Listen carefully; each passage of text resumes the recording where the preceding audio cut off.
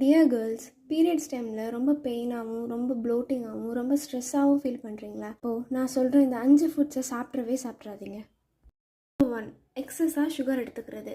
Cake, chocolate, sweet, biscuit இதெல்லாம் சாப்பிட்டிங்கன்னா உங்களுக்கு பிளட் சுகர் ஸ்பைக் ஆகும். எனர்ஜி இன்ஸ்டண்ட்டாக வரும், பட் சீக்கிரமாகவே ட்ராப் ஆயிரும். அப்புறம் என்லெஸ்ஸாக உங்களுக்கு சுகர் கிரேவிங் வந்துக்கிட்டே இருக்கும். பீரியட்ஸ் பெயின் ரொம்ப ஜாஸ்தியாகும். Number 2. Cold foods and drinks.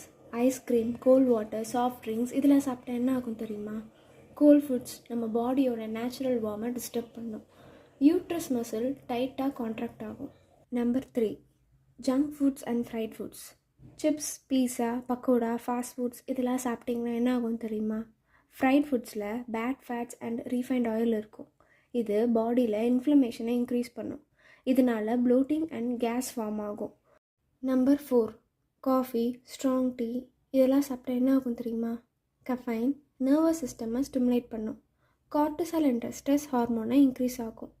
So sleep disturb ஆகும்.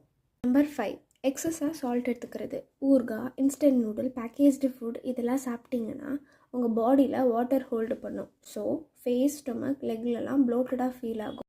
பீரியட்ஸ் டைமில் இந்த 5 ஃபுட்ஸை அவாய்ட் பண்ணிங்கன்னா போதும், உங்களுக்கு பீரியட்ஸ் பெயின் கம்மியாகும். இந்த வீடியோ யூஸ்ஃபுல்லாக இருந்துச்சுன்னா லைக் பண்ணிக்கோங்க, சேவ் பண்ணிக்கோங்க. மோர் நியூட்ரிஷன் ஃபேக்ட்ஸ்க்கு த நியூட்ரிஷன் டி கூட ஃபாலோ பண்ணிக்கோங்க. தேங்க்யூ.